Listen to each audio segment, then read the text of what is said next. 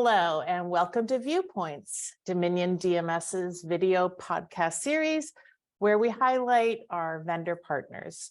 I'm Sharon Kitzman, president of Dominion DMS, and with us today, we have Russ Beckenstein. He's the president of Affinitiv's CRM and TIV, which is Trade-in Value division for the Affinitiv brand. Welcome, Russ. Thank you. Glad to be here. Excellent. Tell us a little bit about how things are going for you and your business in this market. We're almost done with Q1. I trust Q1 has been successful for you. It has been a challenging but fun quarter so far. That's a great way to put it. This market is always a little challenging and throws a lot at our salespeople and our marketing teams, but I'm glad it's been fun. So give us an example maybe of how your solution provides a unique value to dealers. There are a number of different CRM and trade-in value solutions that dealers could pick from in the market. Why Affinitiv? Great question. First off is our tenure of our employees. And as everybody knows, that's a huge thing. In our CRM division, my tenure of most people that have been here with me is about 9 years. We have some people that have been here 19 years. So if you can imagine people in your dealership that have been there 19 years, how they are so tied into the community, right? Everybody has those salespeople that have been there for a long time, and they have a different plan than the way everybody else gets to work, and they sell more cars. Everybody agree with that, I think. Mm-hmm. So that's one thing that makes us different is we don't have a lot of turnover. We're a really tight team, and what the value that brings to our dealers is they get the experience of not having to deal with someone new all the time. They're constantly getting a lot of feedback from our team, and that's what our field team is all about, is feedback and helping the dealers sort of crawl, walk, run, and fly. Excellent.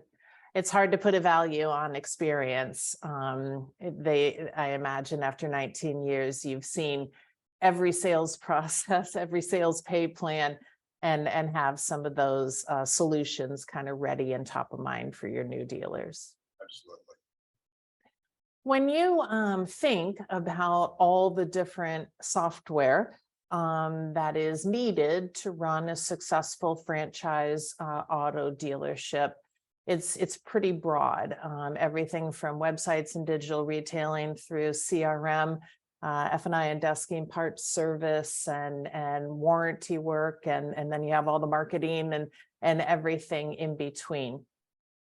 How can our two companies, being a DMS provider kind of at the core system of the dealership, and all of those other solutions that a dealer needs to operate their business, how can we work better together in light of our common client, the dealer?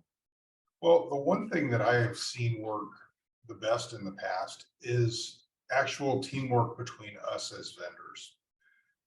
When a dealer calls and they have a problem with a software, they may think it's on the CRM side or they think it's on the DMS side, when realistically it could be a different interface from something that one of our companies uses. But the key to it is where I think the benefit comes by relationships like you and I have, is we'll actually pick up the phone and call each other and go, hey, I just got off the phone with ABC. Can you have somebody look at this? And we talk. There are so many companies out there. We won't say any of the names of the big ones, some of the real big ones, but they're their own company. They're their same company, and they can't talk across the line sometimes like we do. I can guarantee you that I know people at both of our competitors, which can be in the same company, and they don't know their counterpart. And I'm sure they've never done something like this. It's unfortunate for the dealer, but I think it's a very common situation. It's one of the things that makes Dominion DMS unique, as well as that we just want to provide the best possible DMS in the industry. I don't want to get into your business. No offense to your business. I'm sure it's a great business, but taking on, those incremental products and the feature functionality and the the life cycle and roadmap associated with that is not what we're about. We'd much rather have a strong partnership with people who are waking up thinking about CRM every day and continuing to innovate in that space. So the partnership is key, and being able to have that relationship to fix things quickly on behalf of our joint dealers, I think is what you're saying we could continue to improve on. Absolutely. All right.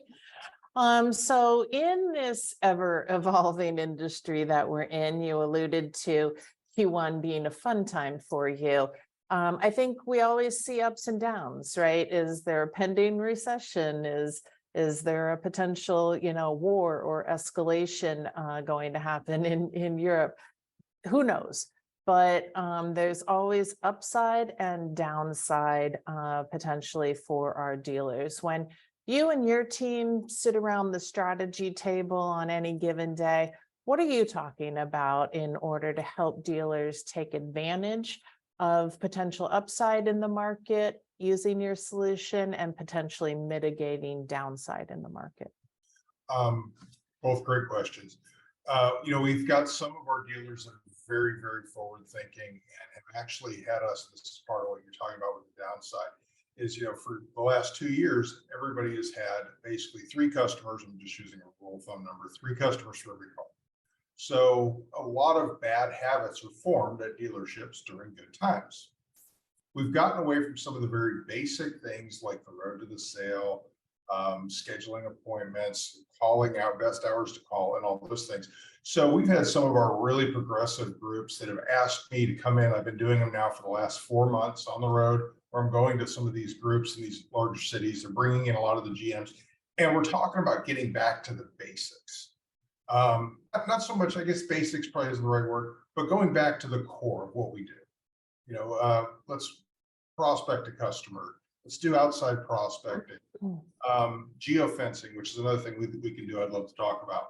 But a lot of this of getting back into the data, getting back into your DMS, getting back into those customers instead of just sort of standing there waiting on somebody to walk up. So that's a good side and a bad side, because dealers are starting to see that, oh, I need to get back into this.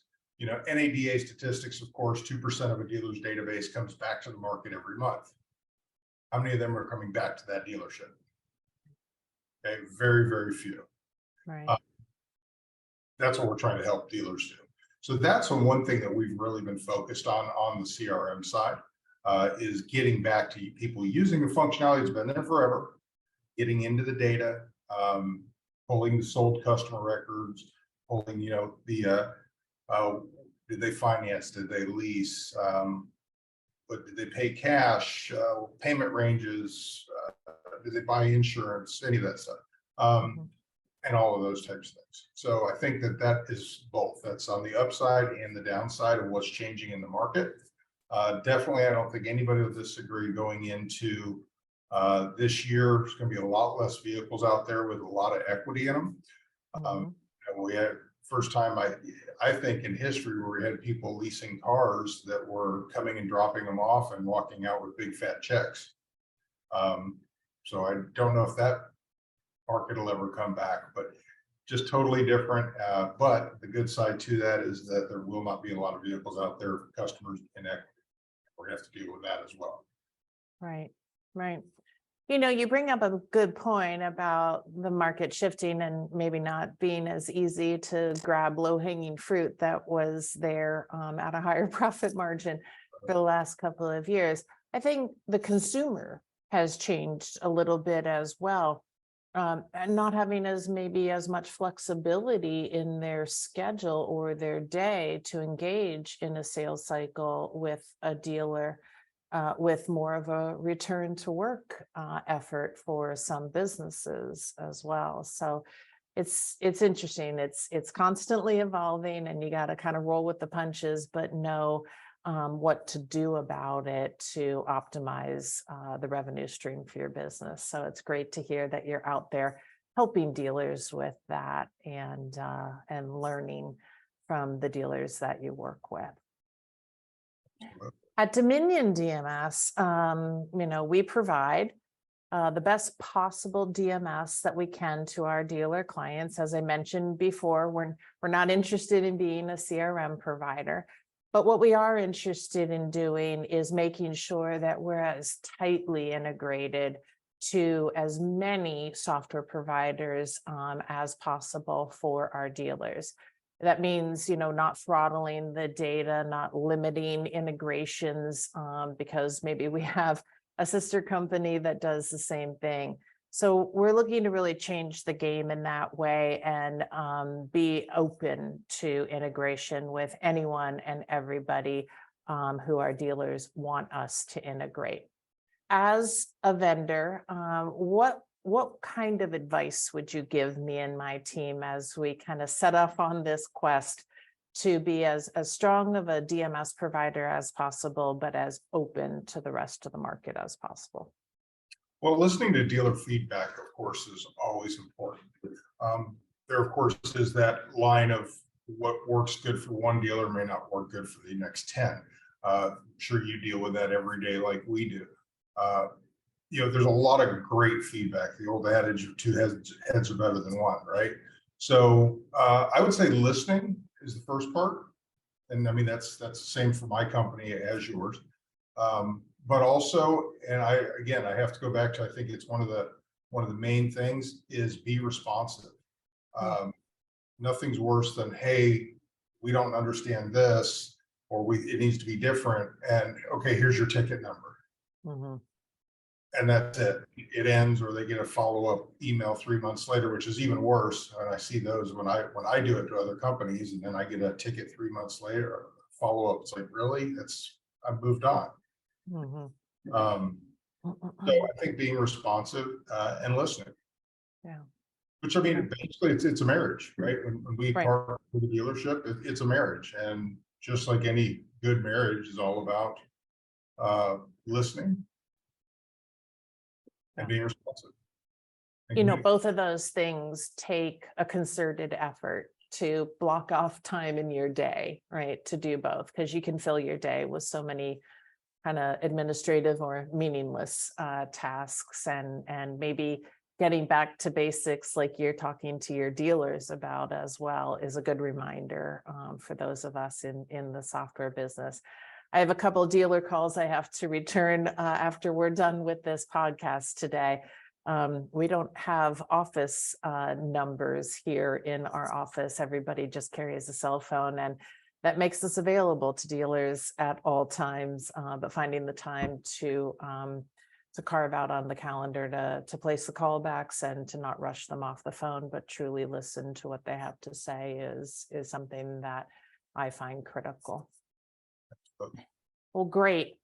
Is there any advice that you would like to share with dealers who are out there listening to this podcast if they're considering either a change in CRM providers or taking a look at the Affinitiv CRM and TIV suite of solutions?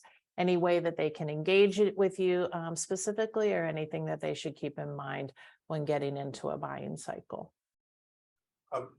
First thing is, like I said, times are changing. It's not a newsflash to anyone, but we're going to have to, as a dealership, we're going to have to work every single part we have. What I mean by that is we're going to have to work sales and service. If your CRM or your DMS is not being able to push you service records, closed ROs, open ROs in real time, if your CRM, there are a lot of them out there that are big CRMs that do not have any service component. That's a huge problem, in my opinion, because service is going to carry dealerships for a while. It's really going to go back to, I don't know if it would be a 50-50, as we all know, parts, service, and sales, but it's going to be a pretty hefty part back to of that three piece. So that's a huge part. And again, that's a DMS and a CRM that you need to make sure you're getting that data.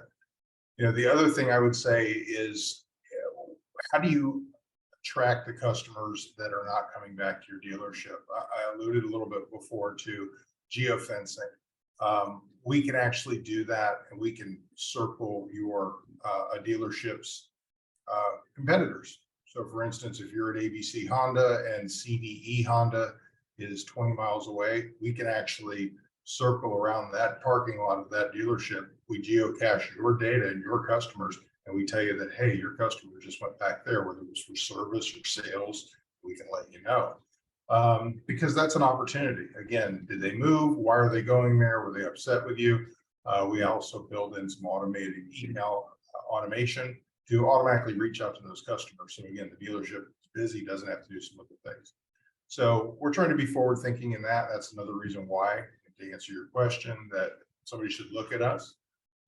As far as trade-in valet, still has been for a long time. We saw the largest bid team, in-house bid team based out of Houston, Texas. I'm in Florida today. Based out of Houston, Florida is not a real place. Houston, Texas. And we're seeing such a change there and such a shift because used car prices are all over the place. We will buy cars a lot like some of our competitors, like one of our competitors, but we've had some that are just we bought and then they went way up. So it's all over the place, and they really need that extra set of eyes. So another reason why to work with Affinitiv. So plugging that potential profit leak on the used car valuation side. That, as well as we haven't dealt with it in a while, but we're about to get back to a lot of frozen capital. Yeah, sitting on your lot that you put too much in because the time, not that the dealership did anything wrong, but just the time, and it's sitting there, and we'll help them move those vehicles on so they can ship with something that's going to draw the customers in. Excellent. Excellent. Well, those are all great points and great reasons why dealers should take a look at Affinitiv for their solutions. Before we go today, Russ, I mentioned we're in a new office. By the way, I'm in Florida as well, in Boca Raton.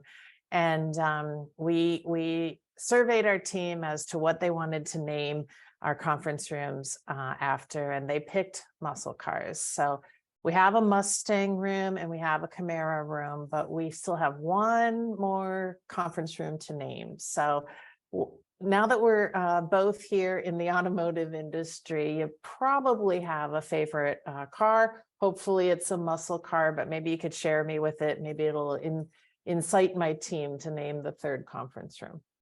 Well, I have a great name for a conference room after a car, especially in what we do, being SaaS. Gremlin.